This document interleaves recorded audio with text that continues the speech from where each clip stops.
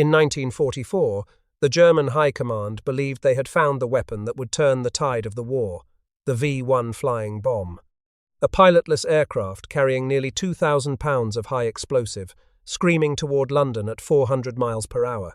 Too fast for most fighters, too small for accurate anti-aircraft fire. The British called it the doodlebug, and in those first terrifying weeks it seemed unstoppable. But the Germans were wrong, because somewhere over the fields of Kent, a handful of pilots in an aircraft almost no one remembers today were about to prove them catastrophically wrong. In just 3 months, these men would destroy more V-1s than any other fighter type in the Royal Air Force. They would achieve a kill ratio against the Luftwaffe that no other Allied fighter could match. They would shoot down more of Hitler's revolutionary jet fighters than any other aircraft in the Allied arsenal. And then, somehow, history would forget them entirely. This is the story of the Hawker Tempest, Britain's most dangerous late war fighter, and the aircraft the world chose to overlook. The story begins not with triumph but with failure. In 1940, the Royal Air Force desperately needed a new generation of fighters. The Spitfire and Hurricane had won the Battle of Britain, but intelligence suggested Germany was developing aircraft that would make them obsolete. The Focke-Wulf 190, which would enter service in 1941, would prove this fear justified. Hawker aircraft responded with the Typhoon, designed to Air Ministry specification F-18/37. On paper, the Typhoon looked revolutionary. It was powered by the Napier Sabre, a monstrous 24-cylinder engine producing over 2,000 horsepower. It promised speeds exceeding 400 miles per hour. But when the prototype flew on the 24th of February 1940, the problems began immediately. The Typhoon's wing was catastrophically thick. At 19.5% thickness-to-chord ratio at the root, it generated severe compressibility problems in high-speed dives. Pilots reported violent buffeting and loss of control. The control surfaces became almost immovable above 400 miles per hour. Aircraft entered uncontrollable dives, from which recovery was often impossible. Worse still, the rear fuselage had a fatal structural weakness. In the first year of service, the tail section simply broke away from several aircraft in flight, killing the pilots instantly. Reinforcing plates were eventually fitted, but confidence in the design never fully recovered. The Napier Sabre engine presented its own nightmares. It required overhaul every 25 hours of operation, compared to several hundred hours for the Rolls-Royce Merlin. The sleeve valve mechanism demanded manufacturing tolerances that British industry struggled to achieve. Carbon monoxide from exhaust leaks seeped into cockpits, incapacitating pilots. Engine fires on startup became so common that ground crews learned to stand ready with extinguishers at every engine start. Between 1944 and 45, 28 Typhoons were destroyed by engine fires alone. The Air Ministry considered cancelling the entire program. Some officers argued the Typhoon was simply too dangerous to fly. In one period of 1942, more Typhoons were lost to accidents than to enemy action. But Sidney Cam, Hawker's chief designer, saw something everyone else had missed. The Typhoon's problems were not fundamental, they were specific, and they could be fixed. The engine would mature, the structural issues could be engineered out, but the thick wing was an inherent limitation that would forever compromise high-altitude performance. As early as March 1940, Cam had begun investigating a new wing design, using laminar flow principles borrowed from American research at the National Advisory Committee for Aeronautics. By early 1941, his team started work on a radical redesign. They called it the Typhoon Mark II initially. The Air Ministry issued specification F-10/41 to cover development. By early 1942, the aircraft had received a new name, no longer Typhoon Mark II. Now, it was the Tempest. The changes were comprehensive. The new wing slashed the thickness-to-chord ratio from 19.5% to just 14.5% at the root and 10% at the tip. This seemingly modest reduction transformed the aircraft's high-speed handling. The fuselage was lengthened by 21 inches ahead of the cockpit to accommodate additional fuel tanks, extending range significantly. The tail surfaces were redesigned to eliminate the structural weaknesses that had killed Typhoon pilots. A bubble canopy replaced the Typhoon's dangerous car door-style enclosure that had cost pilots their lives when they tried to bail out at high speed. On the 2nd of September, 1942, Test pilot Philip Lucas lifted the prototype off the runway at Langley in Berkshire. The aircraft was designated HM595. It was essentially a Typhoon, with the revolutionary new thin wing, retaining the chin-mounted radiator and Sabre 2A engine. But even in this hybrid form, the difference was immediately apparent. The handling at high speed was transformed. The compressibility problems had virtually disappeared. Control forces remained manageable throughout the flight envelope. Lucas was enthusiastic. So was Roland Beamont, the combat-experienced test pilot who would later command the first Tempest wing. After flying HM595, Beamont pronounced it the finest fighter he had ever flown.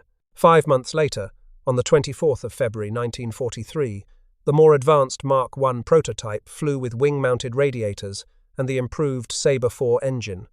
It achieved 466 miles per hour in level flight. No Hawker aircraft had ever flown faster. The Mark I seemed destined to be the definitive Tempest variant. But the Sabre 4 proved impossible to manufacture reliably. The annular radiator arrangement caused persistent cooling problems. Production problems mounted for months with no solution in sight. Meanwhile, Typhoon squadrons were demonstrating that the chin-mounted radiator of the Sabre 2 actually worked well in operational conditions. In a pragmatic decision that would prove crucial, the Air Ministry chose to proceed with the Mark V variant, using the proven Sabre 2 engine and the Typhoon's chin radiator arrangement. This sacrificed some top-speed potential but guaranteed that aircraft could actually reach squadrons in meaningful numbers. The first production Tempest Mark V, serial number JN729, rolled off the line on the 21st of June 1943. Test pilot Bill Humble flew it the same day. The production standard aircraft confirmed everything the prototypes had promised. The Royal Air Force finally had its thoroughbred. The Tempest Mark V was built around one of the most remarkable engines of the Second World War. The Napier Sabre was an H-configuration 24-cylinder sleeve valve engine displacing 36.7 litres. In its Mark II configuration, it produced 2,180 horsepower at 3,700 revolutions per minute, using plus 9 pounds of boost. The later Sabre 2B produced 2,420 horsepower as standard-rated power. To put this in perspective, the Sabre generated more power per litre than any other production piston engine of the war. Approximately 60 horsepower per litre compared to 49 for the Rolls-Royce Merlin powering Spitfires and Lancasters, and 45 for the American Pratt and Whitney R, two 800 powering Thunderbolts and Hellcats.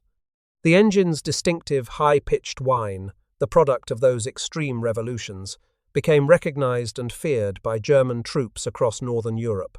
They could hear a tempest coming from miles away. The development history had been troubled.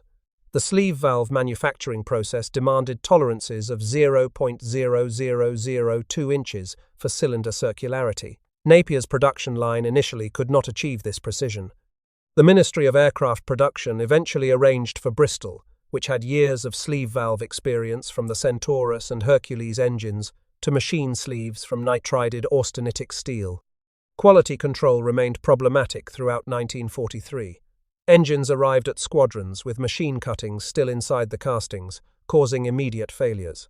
But after English Electric purchased Napier in December 1942 and imposed rigorous quality standards, reliability improved dramatically.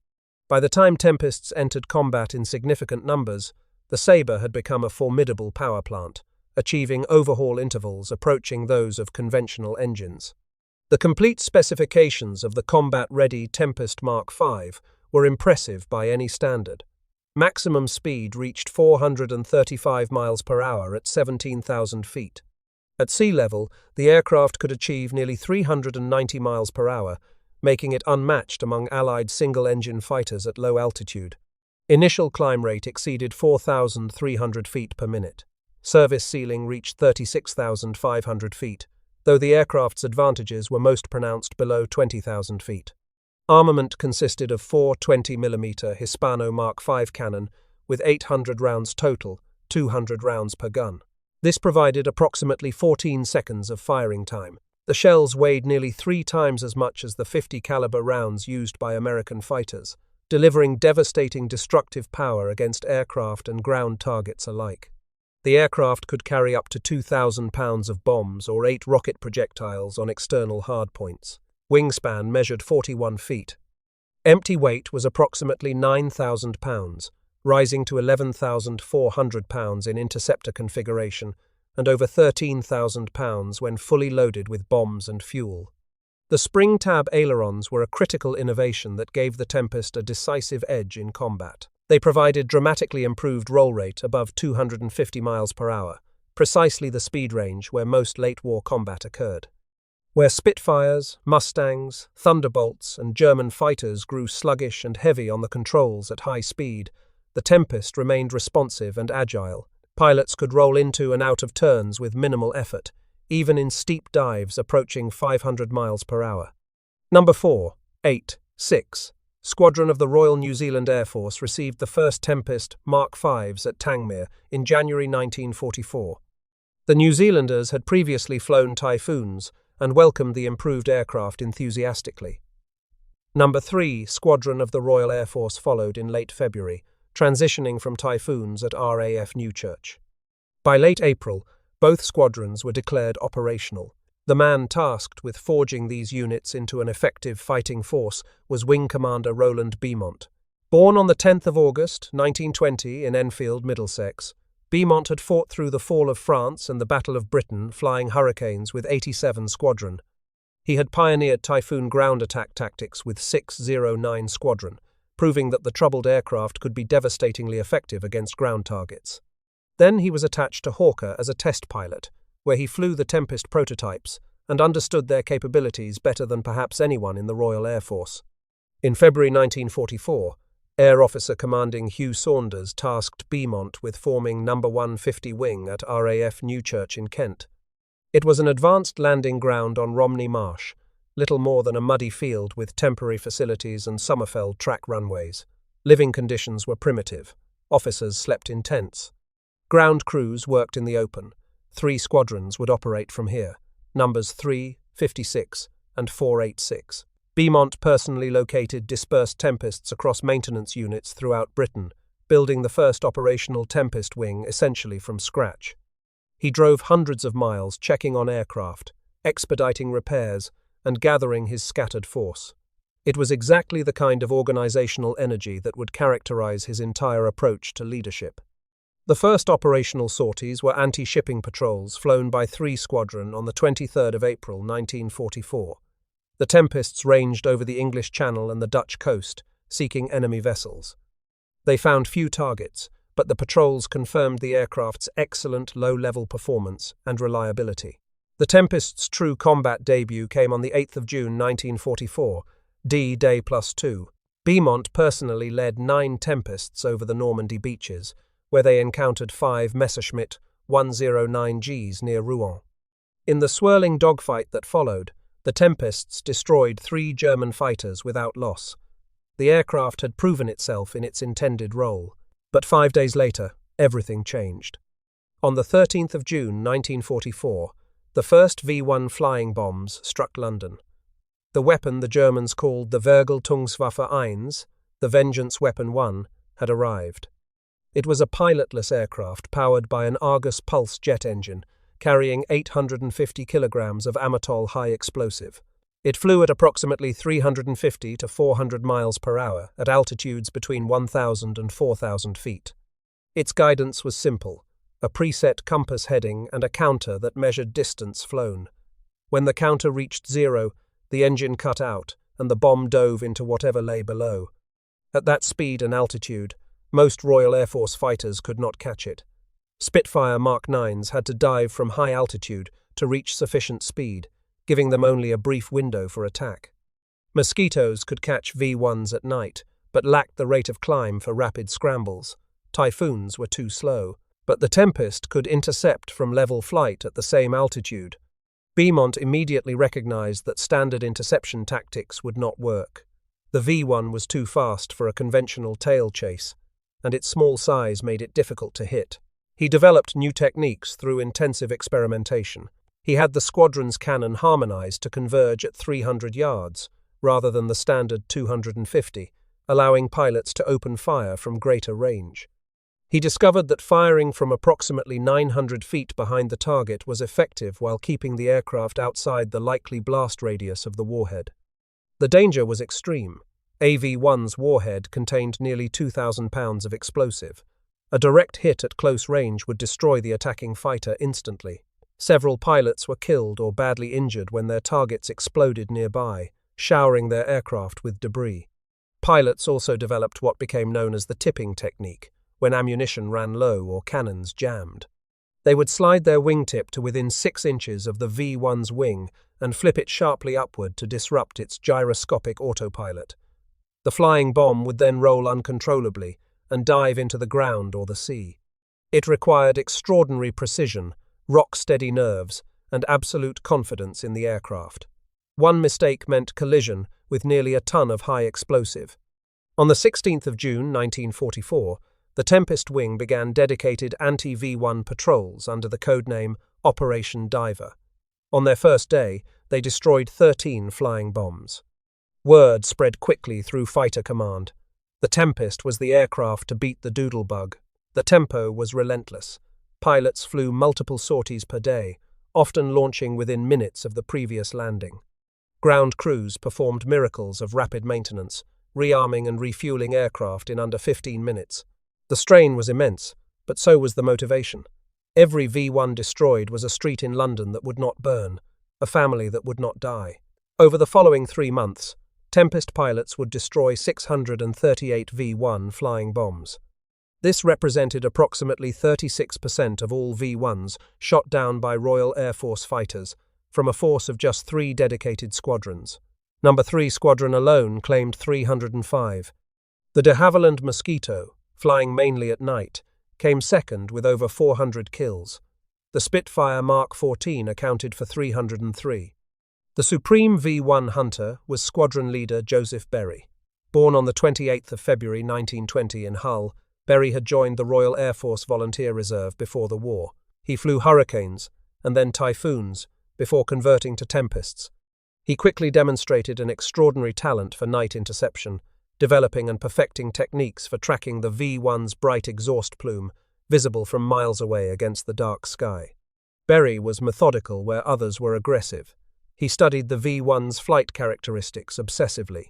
He calculated optimal intercept angles and closing speeds. He practiced deflection shooting until it became instinctive.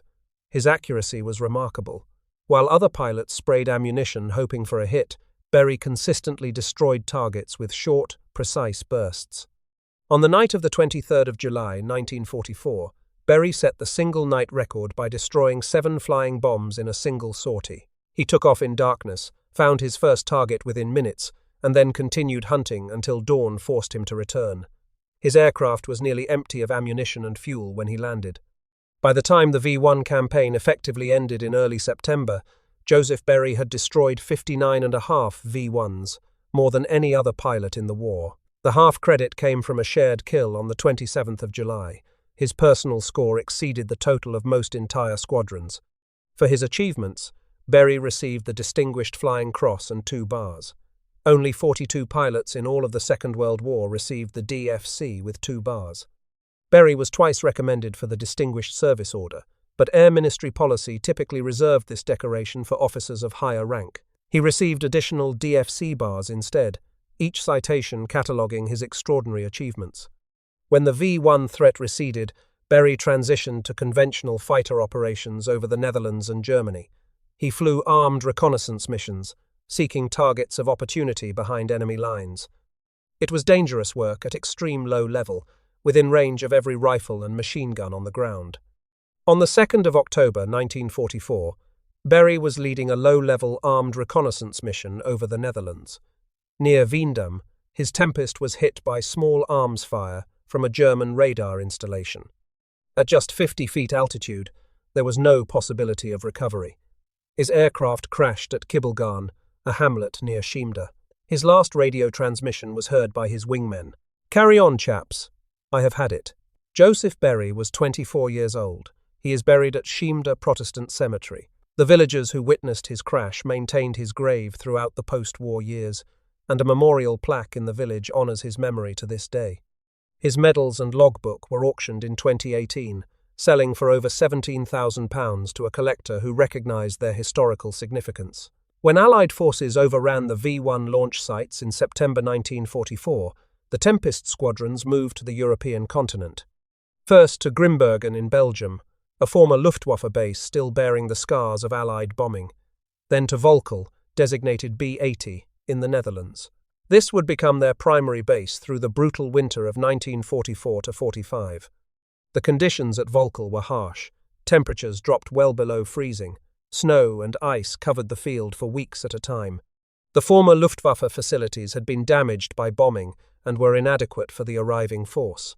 Ground crews worked in the open, their hands cracking and bleeding from the cold as they serviced aircraft. Pilots slept in whatever shelter they could find, often sharing cramped quarters with rats and persistent damp. But the Tempests flew almost daily, ranging deep into Germany. The mission had shifted from flying bomb interception to air superiority and systematic destruction of the German war machine. In air-to-air combat, Tempest units accumulated 239 confirmed aerial victories against approximately 26 confirmed losses to enemy fighters, with an additional 5 aircraft probably lost in air combat. This represented a kill ratio of approximately 8-1. Total operational losses across all causes numbered 155 aircraft and 93 pilots. Of those pilots, 55 were killed and 38 became prisoners of war. Nearly half of all losses were attributable to anti-aircraft fire rather than aerial combat, testament to the Tempest's effectiveness in the air and the danger of the ground attack mission. But the Tempest's most remarkable achievement over continental Europe was its success against German jet aircraft. The Messerschmitt Me-262 was the world's first operational jet fighter.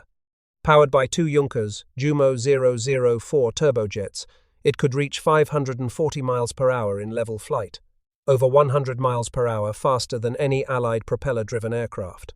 It carried 4 30mm cannon that could destroy a bomber with a single burst. It should have been invulnerable. The Tempest pilots found its weakness. The Me-262's early turbojet engines had sluggish throttle response. They required careful, gradual advancement of the throttles or the engines would flame out. Rapid acceleration was impossible. At low speed, during takeoff and landing, the jets were desperately vulnerable.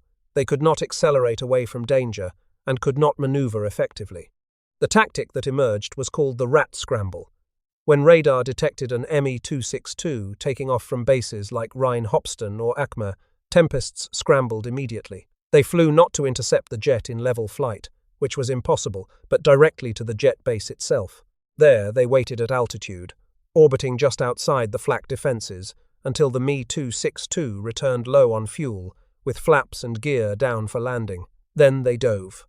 The jets were helpless. Unable to accelerate, unable to maneuver, their pilots could only hope the Tempest missed. Many did not.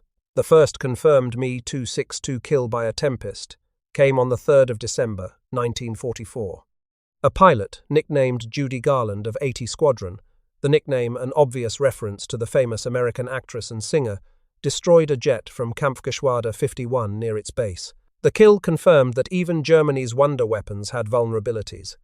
By VE Day, Tempests had destroyed approximately 20 Me-262s in aerial combat, more than any other Allied fighter type.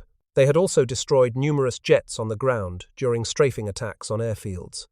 The Luftwaffe responded to the rat scramble tactic by ringing Rhein-Hopsten with over 150 anti-aircraft positions, including heavy flak batteries and deadly light automatic weapons. The defensive barrier became one of the most dangerous places on the Western Front.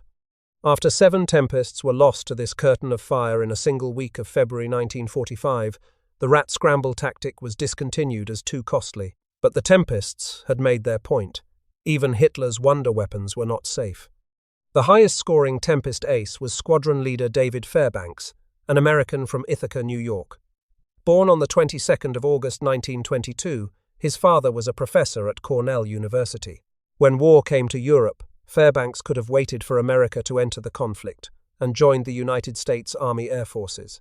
Instead, he traveled to Hamilton, Ontario, and enlisted in the Royal Canadian Air Force in February 1941, impatient to get into the fight.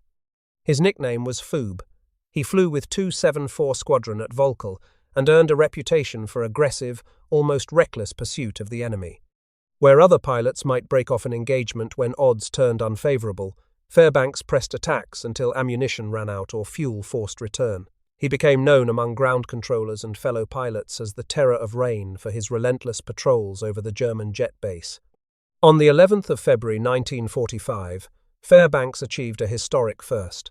Patrolling near Rhine, he spotted what he believed was an Me-262 climbing away from the airfield. He attacked and shot it down. Luftwaffe records recovered after the war revealed the aircraft was actually an Arado R-234, the world's first operational jet bomber. The pilot, Hans Felder of Reconnaissance Unit 1/123, was killed. Fairbanks had achieved the first ever destruction of this type by Allied forces. His final tally reached approximately 14 aerial victories, with some sources crediting 15 when ground kills are included. He received the Distinguished Flying Cross 3 times, the only American in the RCAF to be so honored.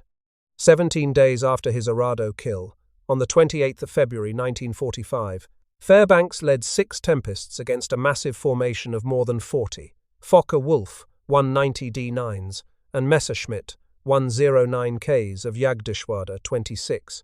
The Germans had the advantage of numbers and altitude. In the swirling dogfight that followed, Fairbanks was shot down by Carl Georg Genth of JG-26, flying a Focke-Wulf 190 D9, marked yellow 15. Fairbanks bailed out successfully and landed in German-held territory. On the ground, a civilian mob gathered, enraged by years of Allied bombing. They threatened to lynch the downed American pilot. He was saved only by the intervention of a Wehrmacht officer who took him into custody and protected him until he could be transferred to a prisoner of war camp. Fairbanks spent the remaining weeks of the war as a prisoner. He returned to North America after liberation and was eventually inducted into Canada's Aviation Hall of Fame in recognition of his achievements. He died in 1996, remembered by aviation enthusiasts around the world. Another historic first came on the 19th of April, 1945, just weeks before the German surrender. Flying Officer Geoffrey Walkington of 222 Squadron was patrolling near Hamburg when he spotted a strange single-engine jet at low altitude. It was a Heinkel, He-162, the Volksjäger, or People's Fighter, one of Germany's last desperate attempts to field a mass-produced jet interceptor using non-strategic materials and semi-skilled labor. The He-162 was fast, but had vicious handling characteristics that killed many of its inexperienced pilots. Walkington attacked and destroyed it. The German pilot, Feldwebel Gunther Kirchner of Jagdgeschwader 1, was killed. It was the first ever destruction of a He-162 by Allied forces. The ground attack record was equally devastating. The Tempest's 4 cannon and ability to carry bombs or rockets made it a superb strike aircraft. Its speed allowed it to approach targets at low level, attack, and escape before defensive fire could be accurately directed. Its sturdy construction could absorb hits that would destroy more delicate fighters. The wide-track undercarriage made operations from rough forward airstrips practical. Missions followed a deadly routine. Pairs or flights of 4 Tempests would take off at dawn, climbing to medium altitude before crossing into enemy territory. Controllers would direct them to areas of reported activity, or pilots would hunt freelance along roads and railway lines. When a target was spotted, the leader would begin a shallow dive, building speed to over 400 miles per hour before opening fire. Wingmen followed at intervals, each pilot making one pass before climbing away. Lingering meant death from flak. In February 1945 alone, 122 Wing destroyed 484 locomotives, 485 road vehicles, 650 railway trucks, and 118 barges. The systematic destruction of the German railway network in northwest Germany paralyzed the Wehrmacht's ability to move reinforcements and supplies. Thousands of tons of war material would never reach the front. Locomotives were particularly prized targets. Each one destroyed meant dozens of railway trucks immobilized. Tempest pilots became expert at spotting steam plumes from altitude and diving to attack before engine crews could disperse. The technique was to aim for the boiler, causing a catastrophic steam explosion that wrecked the locomotive beyond repair. On the 1st of January 1945, the Luftwaffe launched Operation Bodenplatte, a massive coordinated surprise attack against Allied airfields intended to cripple Allied air power in a single blow. Over 800 German fighters participated, striking bases across Belgium, the Netherlands, and France. 4 groups of Jagdgeschwader 6 were assigned to attack Volkel, home of the Tempests, but navigation errors proved fatal to the German plan. The Pathfinder, Junkers 88, assigned to guide the fighters to their target, became lost in morning mist and confusion. The German formations never found Volkel. Some accidentally attacked Eindhoven instead. Others struck an empty auxiliary strip at Helmond, wasting ammunition on abandoned facilities. Meanwhile, Tempests were already airborne. Warned by radar of approaching aircraft, they had scrambled to meet the threat. Instead of catching the Tempests on the ground, the disorganized German formations found themselves under attack from above. Airborne Tempests from Volkel claimed 10 kills against the confused German formations while suffering no ground losses whatsoever. Jagdgeschwader 6 lost 43% of its strength that day, with nothing to show for it. Bodenplatte proved a catastrophic failure that accelerated the Luftwaffe's collapse. How did the Tempest compare to its contemporaries? Royal Air Force Airfighting Development Unit trials confirmed it was 15 to 20 miles per hour faster than the P-51 Mustang below 15,000 feet. It was approximately 30 miles per hour faster than the P-47 Thunderbolt at sea level. The crossover point with the Spitfire Mark 14 came at approximately 20,000 feet. Below that altitude, the Tempest held the speed advantage.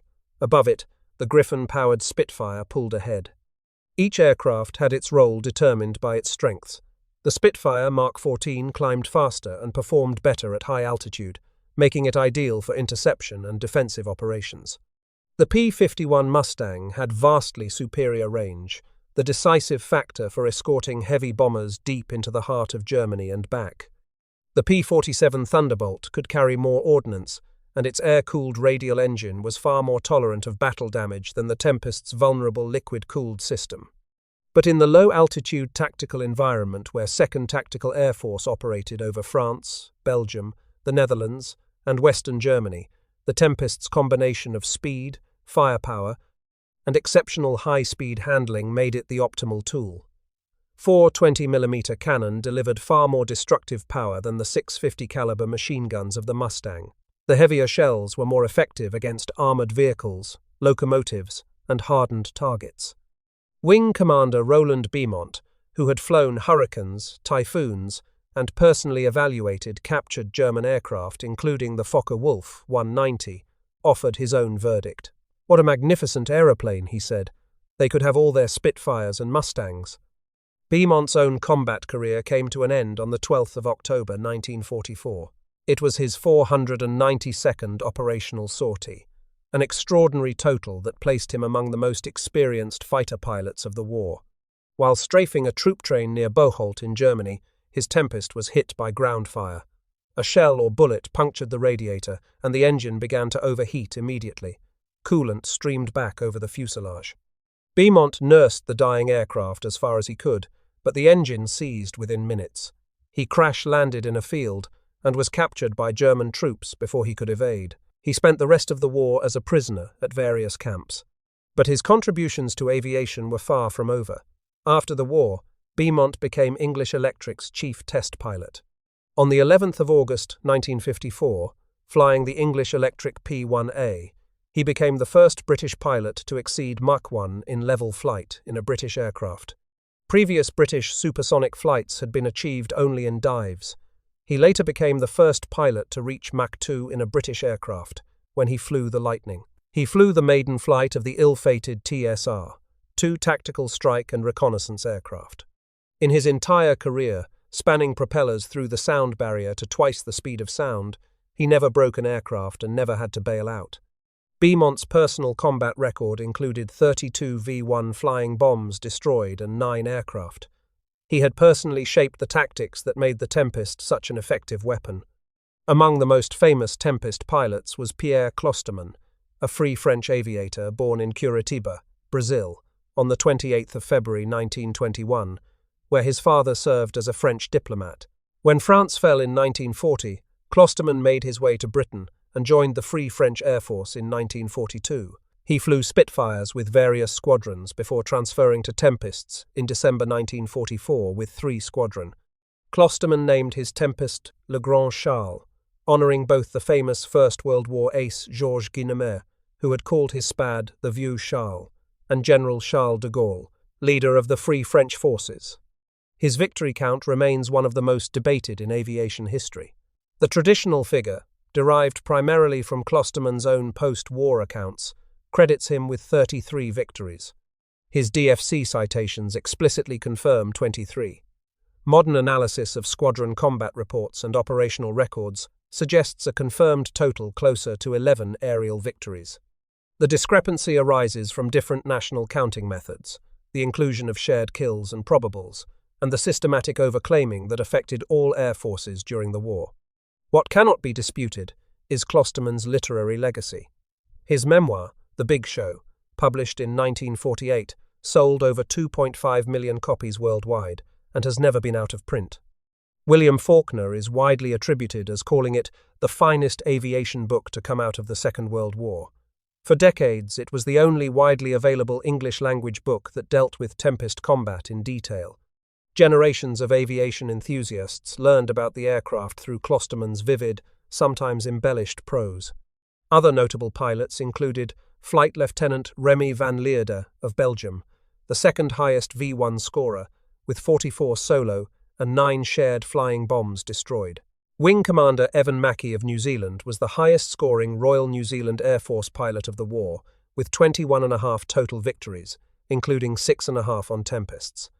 When offered command of a Gloucester Meteor jet squadron, Mackey chose to remain with his Tempests, taking command of 122 Wing in May 1945. He understood the Tempest's value when others were chasing the glamour of jets. The Tempest equipped a remarkably small force. At peak strength, never more than 8 squadrons operated the type. The main units were organized into 2 wings. 122 Wing of 2nd Tactical Air Force included numbers 3, 56, 80, 2, 7, 4, and 486 squadrons. 135 Wing, formed in February 1945, included numbers 33, 222, and 274 squadrons. Total production of the Tempest Mark V reached 801 aircraft. When all variants are included, the Mark II with its Bristol Centaurus radial engine, the Mark VI with the Napier Sabre V, total production was approximately 1,400 aircraft. Compare this to over 20,000 Spitfires and approximately 15,500 pounds 51 Mustangs. So why did Britain forget its best fighter? The answer lies not in the aircraft's performance, but in the nature of historical memory itself. The Spitfire's mythology was forged during the Battle of Britain in the summer of 1940, Britain's existential moment, their finest hour. Winston Churchill's rhetoric made the pilots of Fighter Command immortal. Aircraft associated with national survival became permanent symbols, endlessly reinforced through film, literature, and official commemoration. The Hurricane actually shot down more aircraft during the Battle of Britain, roughly 55% of kills compared to the Spitfire's 45%. Yet the Hurricane too was overshadowed by the more elegant elliptical winged fighter. The Tempest would repeat this pattern of performance without recognition.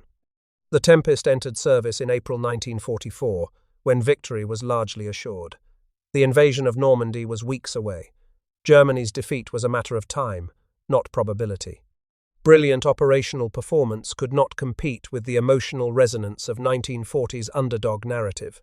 No amount of statistical excellence could match the power of that founding myth when Britain had stood alone. Production numbers compounded the problem.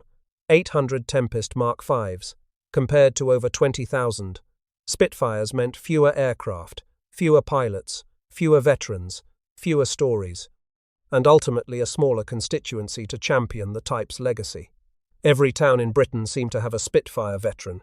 Tempest veterans were comparatively rare. Media reinforcement never came. Leslie Howard's 1942 film, The First of the Few, a biography of Spitfire designer R.J. Mitchell, was the most popular British film of that year. The Spitfire was then continuously reinforced through the 1969 film Battle of Britain, with its iconic flying sequences, and Christopher Nolan's Dunkirk in 2017. No film has ever featured the Tempest as a central subject. Physical absence sealed the aircraft's obscurity. Approximately 60 Spitfires remain airworthy today. The Battle of Britain Memorial Flight operates 5. They appear at air shows throughout Britain every summer, keeping the type before the public eye. Until the 10th of October 2023, there were 0 airworthy Tempests anywhere in the world. On that date, Tempest Mark II MW763 made its first post-restoration flight at Sywell Aerodrome with pilot Pete Kinsey at the controls.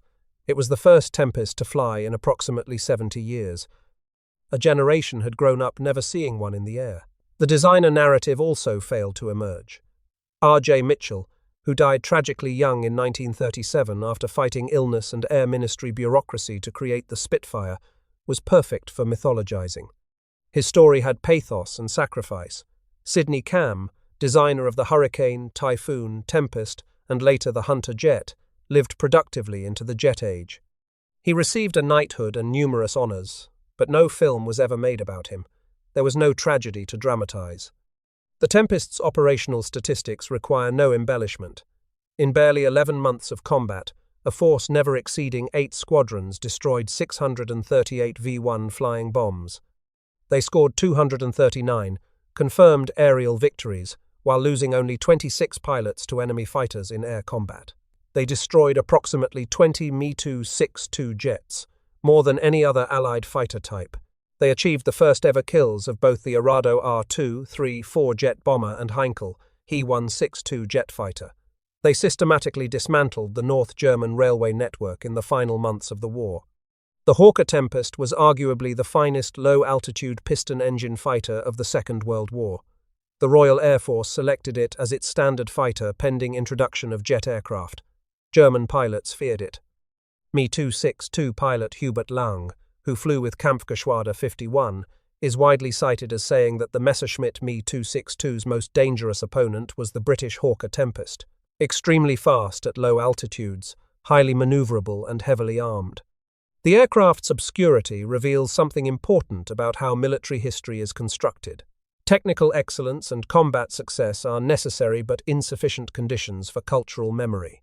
What matters more is association with a pivotal moment, aesthetic mythology, media reinforcement, and the simple physical presence of surviving machines. The Tempest missed all of these criteria, despite excelling at everything that should have mattered. But the story is not entirely static. The October 2023 flight of MW763 is building new awareness. Enthusiasts travelled from across Europe to witness the takeoff, some with tears in their eyes watching an aircraft their fathers and grandfathers had only described. Flight simulators like IL-2, Sturmovik and War Thunder have introduced the Tempest to new generations of enthusiasts who may never have heard of it otherwise, discovering its exceptional performance characteristics in virtual combat.